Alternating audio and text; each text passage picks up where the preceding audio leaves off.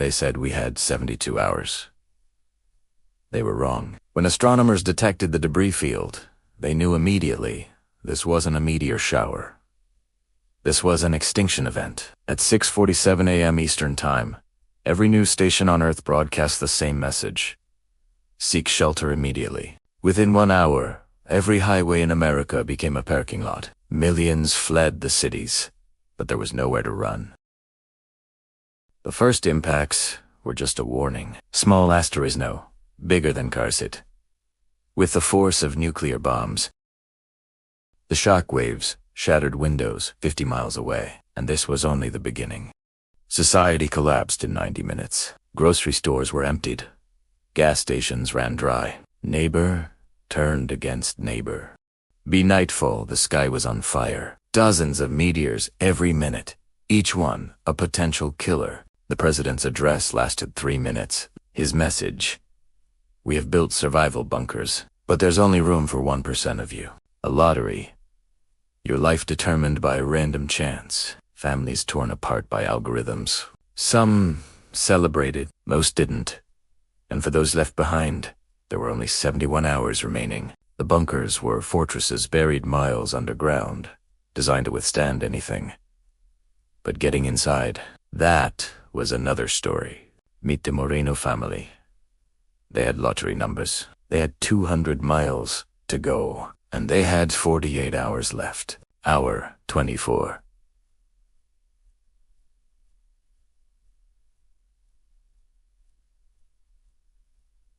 The strikes were intensifying. Every news station was now just an emergency broadcast signal. David Moreno hadn't slept in 30 hours.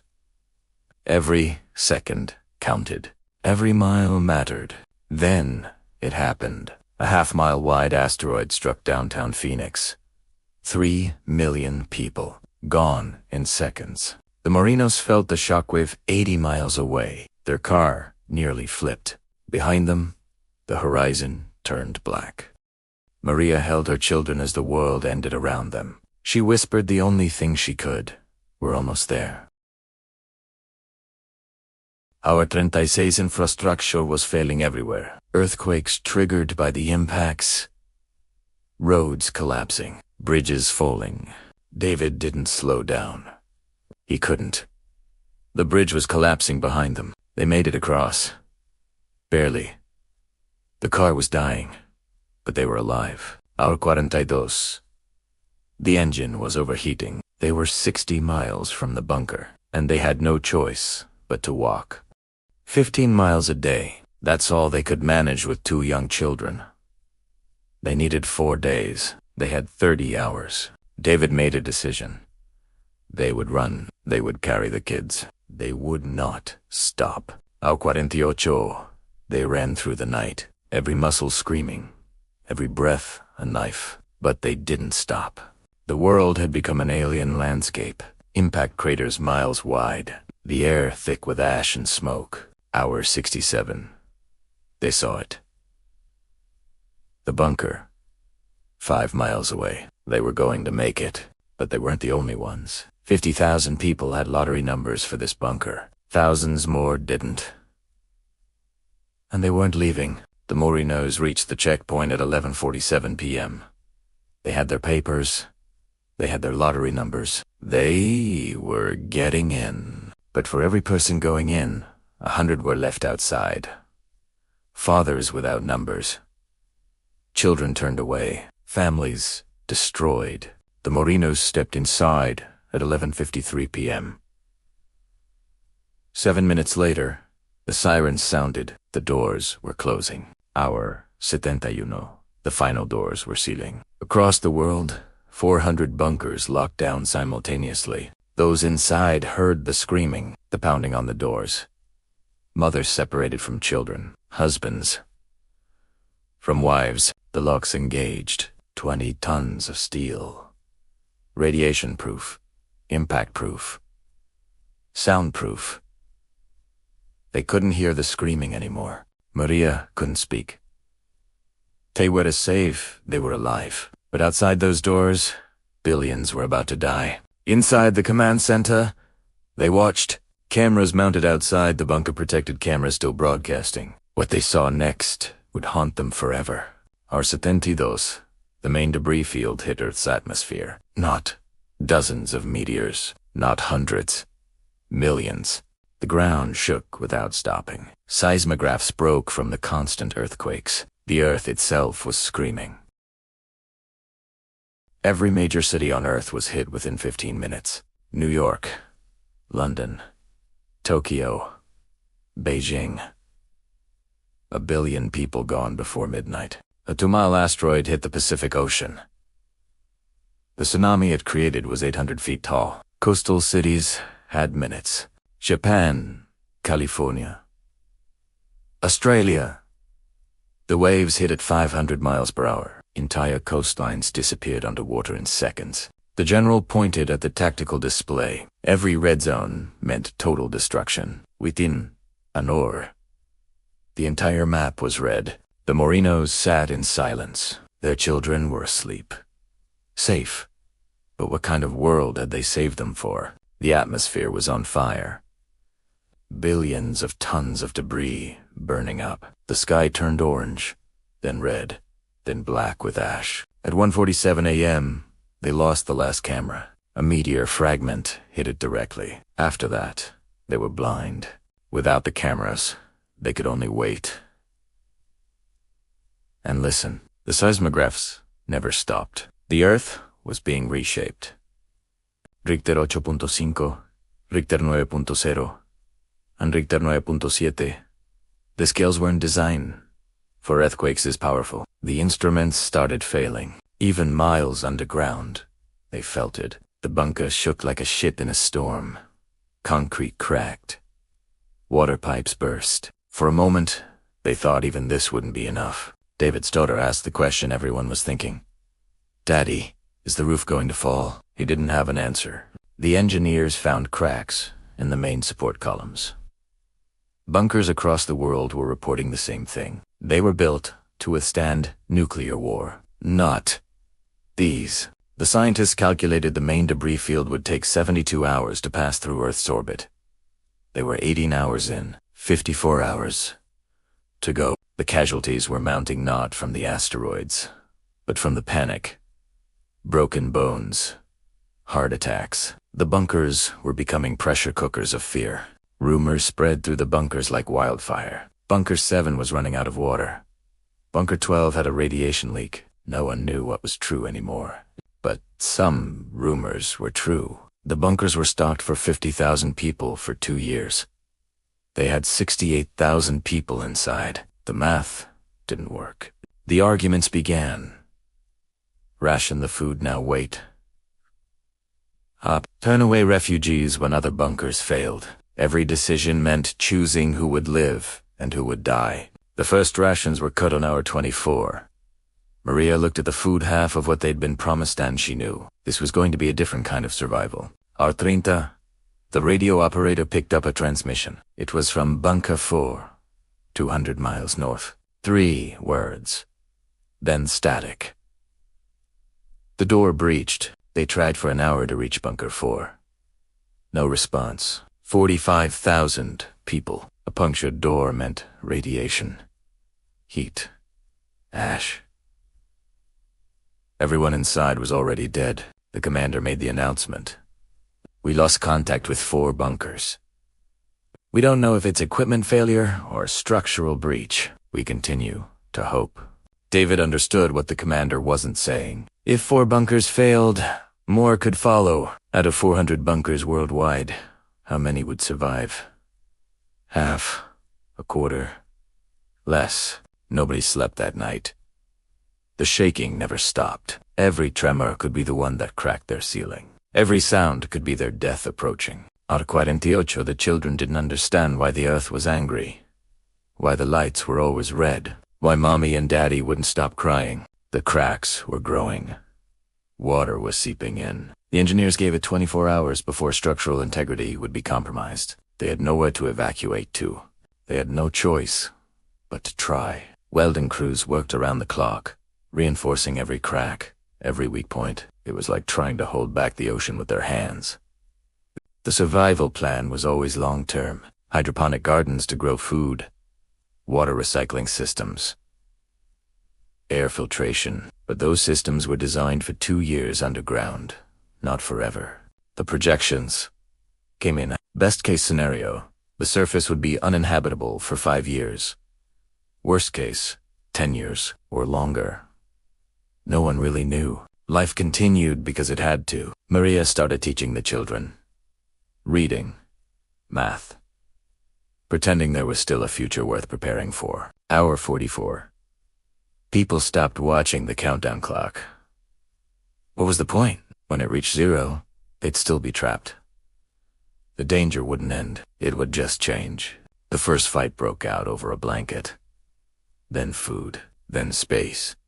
Then nothing. Stress and fear were turning survivors into something else. Something desperate. The commander established internal security zones. Rations were moved to a secure location. Guards patrolled with weapons. The bunker was becoming a prison. David hadn't slept in 3 days. None of them had. The constant shaking. The fear. The knowledge that their old lives were gone forever. It was breaking them. They built a memorial wall. Photos of everyone they'd left behind.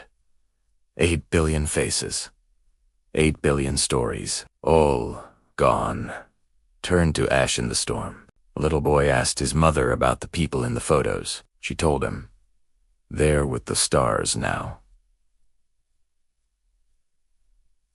She didn't tell him the stars had killed them. Hour 60. Halfway through, the shaking was less intense now. Fewer impacts. The worst of the storm was passing. But the real test was just beginning.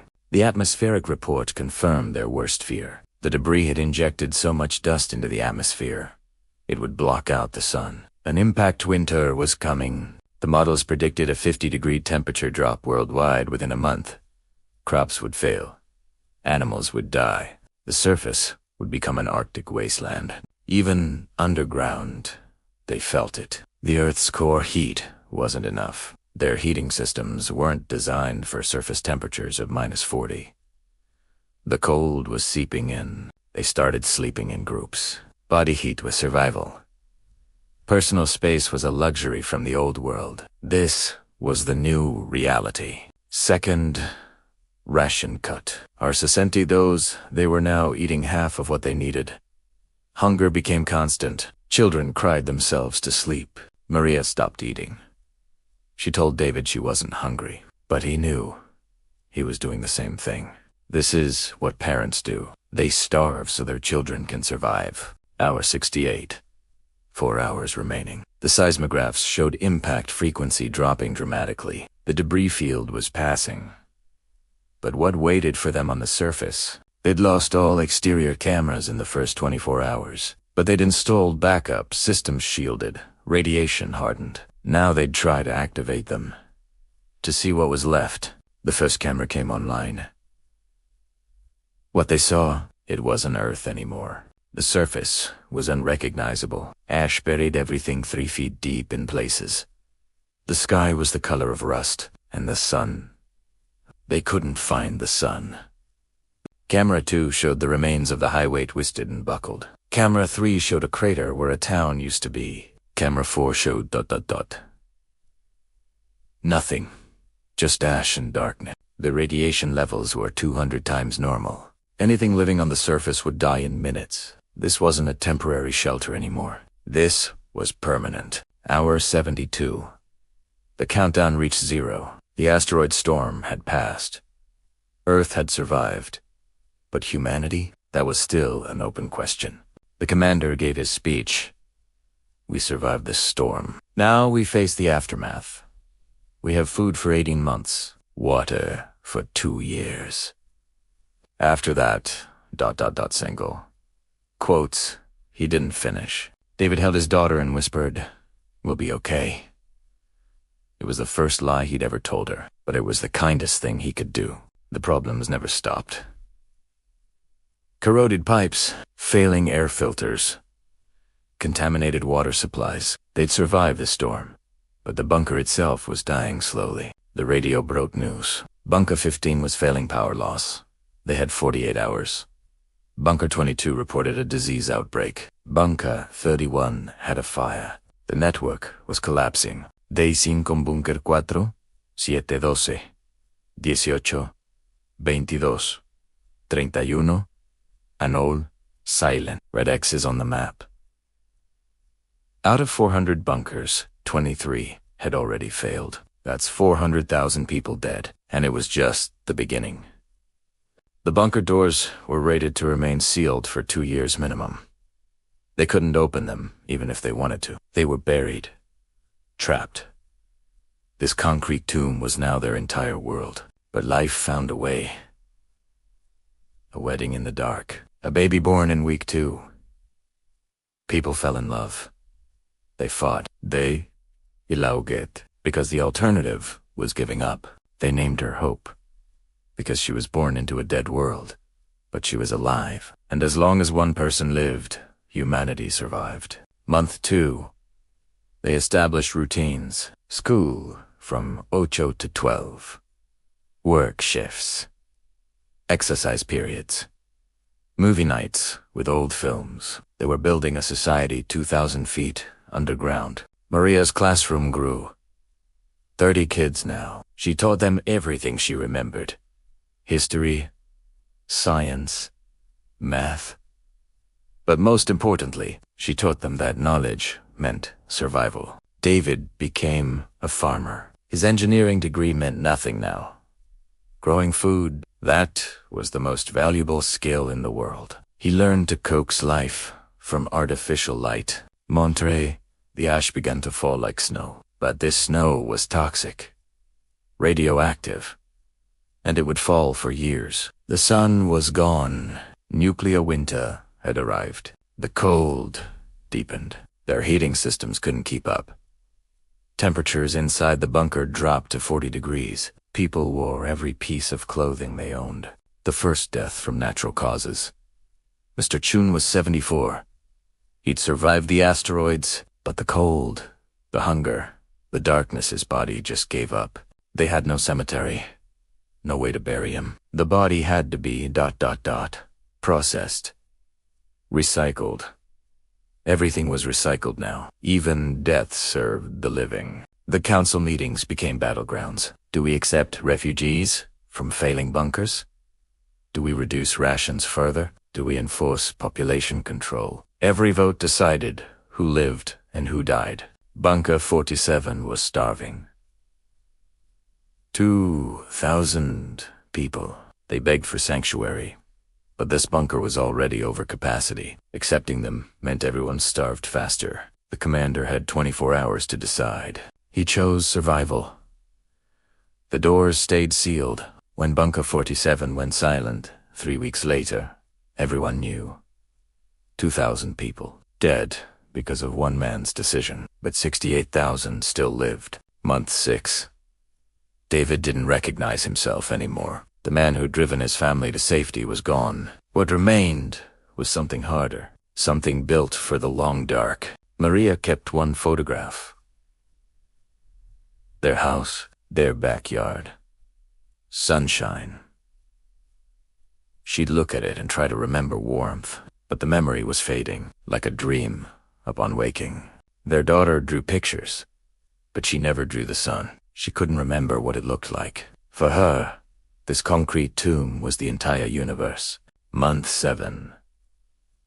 Camera 12 detected movement. Something was alive on the surface. The guards thought it was a malfunction, but then it moved again. It was a person in a radiation suit, walking through hell. They were trying to reach the bunker. The commander had to decide. Do we open the door? They opened the outer door. Just the outer door. She went through decontamination for 6 hours. Radiation scrubbed from every inch. And then they finally let her speak. Her name was Sarah. She'd come from Bunker 23. And what she told them changed everything. They're coming, she said. The others. Thousands of them. And they're not asking for permission. The exterior cameras confirmed it. Survivors from collapsed bunkers. Maybe 3,000 people. Starving. Desperate. And they knew this bunker had supplies. The commander gave the order. Defend the bunker at all costs. But these weren't soldiers. These were teachers, engineers, families, and they were about to go to war. They arrived at dawn of day 247. Men, women, children, hollow-eyed, skeletal. They'd walked through radiation and ash for weeks. They had nothing left to lose. The commander's voice echoed across the wasteland. "We cannot open these doors. We don't have the resources. I'm sorry." His voice cracked on that last word, but the doors stayed sealed. They tried to break in. Tools, explosives they'd somehow carried. For 3 days, they hammered at the doors. The sound echoed through the bunker, a constant reminder of who they'd condemned. Maria couldn't shield her children from the sound, the pounding, the screaming, the begging. It went on for 3 days, and then ... silence. By day 250, they'd stopped trying. 3,000 people lay dead in the ash. Their crime, being in the wrong bunker when it failed. The commander never slept again. He kept a gun in his desk. Every night he'd take it out. Every night he'd remember those 3,000 faces, and every night he'd put it back. Because 68,000 still needed him. 1 year, 365 days underground. The world above was a frozen, radioactive wasteland. The world below was a concrete prison, but they were alive. They held a memorial. Not for individuals, for everything. The forests, the oceans, the sky, the sun. 8 billion lives. 10,000 years of civilization, all gone in 72 hours. David pinned their old house photo to the wall. He didn't look at it again. The past was dead. The only direction was forward. However dark that path might be, they had seeds.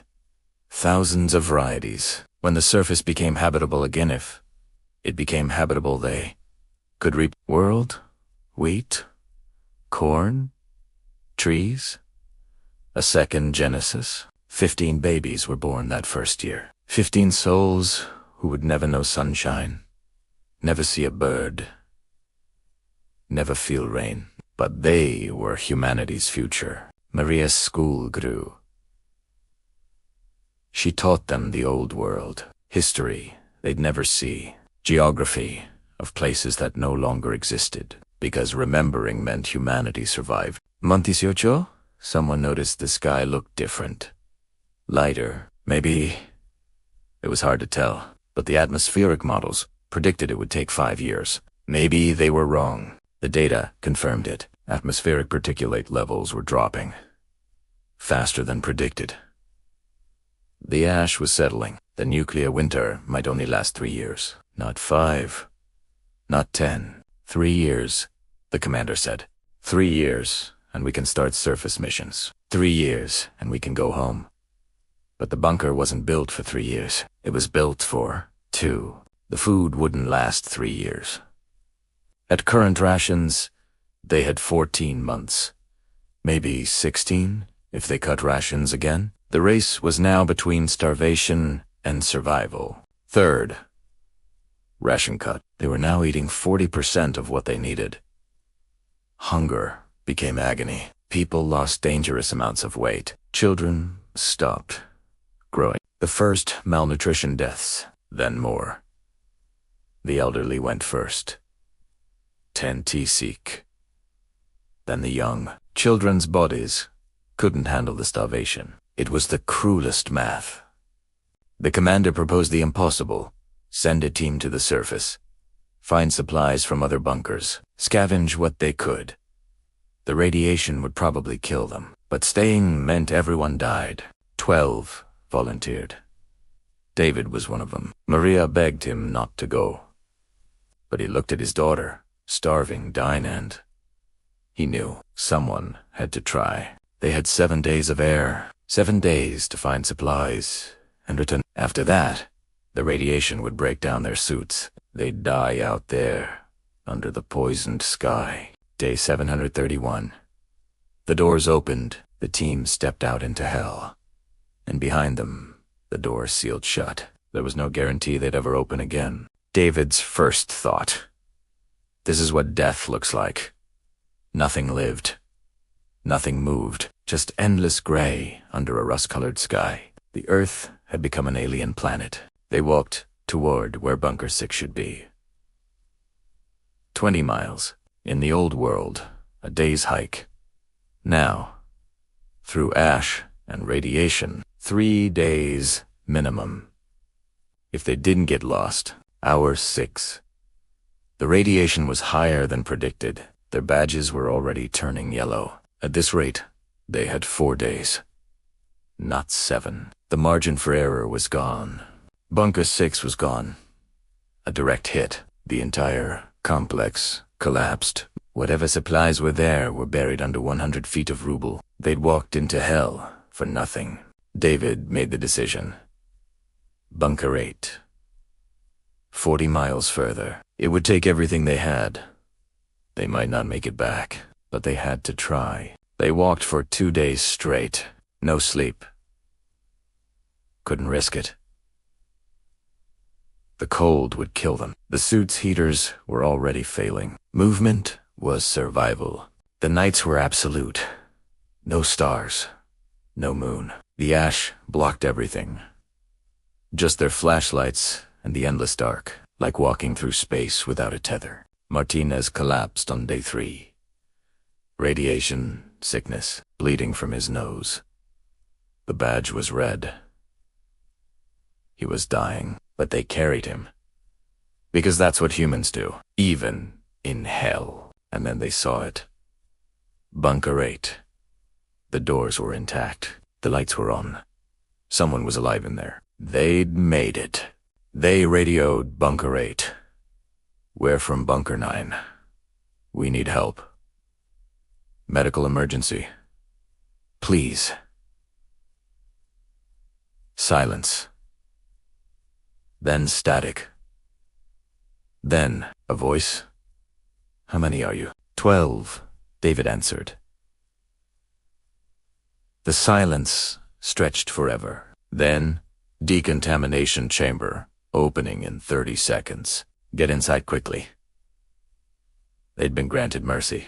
Martinez died during decontamination. His body couldn't take it. But the other 11 survived. And Bunker 8. Bunker 8 had food to spare. Bunker 8 had been built for 30,000.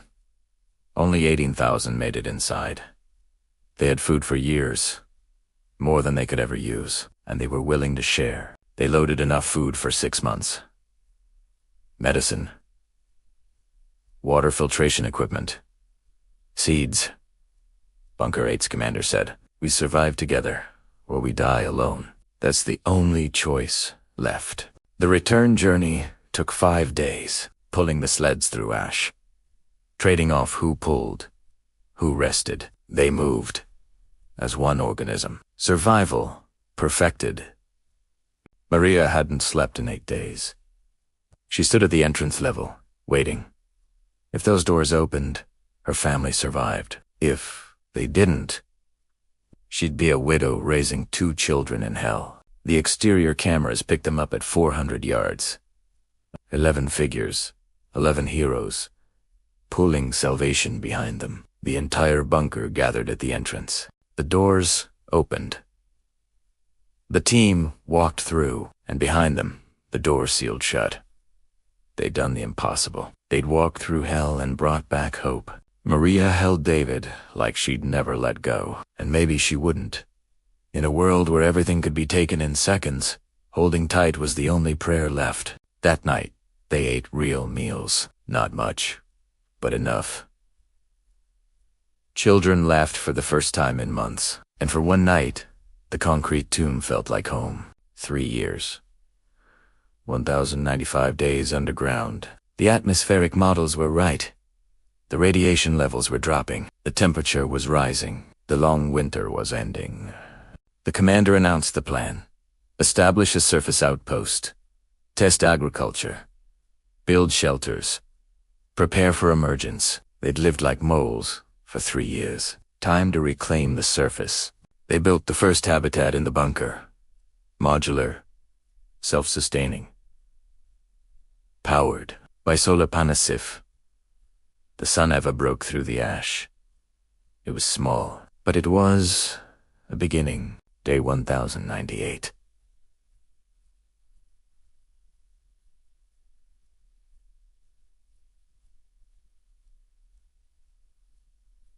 The doors opened, and through the ash, sunlight. Weak, filtered, but real. People fell to their knees. Some had forgotten what light looked like. Maria stood in the light and whispered, "Thank you. To God. To fate. To whatever force had let them survive." The warmth on her skin felt like resurrection. They built the outpost 100 yards from the bunker entrance. Within sight. Within reach. A toehold on a dead world. The first human construction since the asteroids. They planted seeds in the contaminated soil. Nobody knew if anything would grow, but trying was human nature. Life finds a way. Or the Asteroid. Day 17. A sprout. Green against gray. One tiny wheat seedling that refused to die. And if one could survive, maybe more could. Maybe forests. Maybe everything. Mont 40. The ash was settling. Rain began to fall. Toxic at first, but it washed the ash away. Rivers ran black, but they ran. Water meant life. They built 12 more structures. Homes, workshops, a school, Maria's school, but with windows and natural light. People started living topside, visiting the bunker, not living there. David's daughter saw clouds for the first time. Real clouds. She asked, "Daddy, what are those?" She'd only known concrete ceilings. The sky was a revelation. The radio network came alive. Bunker 12, and Bunker 34, and Bunker 58, across the world. Survivors emerged. Out of 400 bunkers, 127 survived. About 4 million people, humanity's remnant. They met on the surface. Bunker 9 and Bunker 8 and Bunker 15 survivors from different tombs. They didn't speak the same languages, but they shared the same story. Survival, year 5. They built New Haven. Population, 1,200. The first post-asteroid city, built from bunker scraps and dreams, powered by sun and determination. They planted 10,000 trees that year. Most died, but 3,000 survived. In 20 years, there'd be a forest. In 50, maybe for us. The Earth was learning to breathe again. They built a memorial. 8 billion names couldn't fit, so they carved one number. 8 billion, and 2 words. We remember. Because forgetting would mean they died twice. Maria taught her class outside. Real sky. Real sun. They studied the old world from books, and the new world from experience. History and future, in one lesson. David became what he never. A magenta. Farmer. His hands, once engineering precision, now grew food, and he'd never been more important. Or more content. Year 6. The ash finally cleared enough to see stars. People cried. Children who'd only known stories saw infinity for the first time. The universe was still there, waiting. They sealed the bunker, left it as a museum. A reminder. A reminder. Future generations would tour it and ask, did people really live here? And the answer would be, they didn't live. They survived. Maria's daughter was pregnant. The baby would never know the bunker. Never know the fear. They'd be born under an open sky. First generation of the second Earth, the oceans recovered fastest. Plankton survived in the deep. Fish populations rebounded. Within a decade, they were fishing again. The water remembered how to live. Year 10. New Angeles population 50,000. Built on the ruins of Los Angeles. Not as big, not as bright, but alive and growing. Humanity had come home. They stood on the hill where they'd first seen the bunker. 10 years ago. A lifetime ago. David put his arm around Maria and said, "We made it." She smiled and corrected him. "We survived. Now, we leave." In 72 hours, the asteroid storm claimed 8 billion lives. In the years that followed, 4 million survivors rebuilt civilization from ash. This is their story. This is our warning. This is our hope.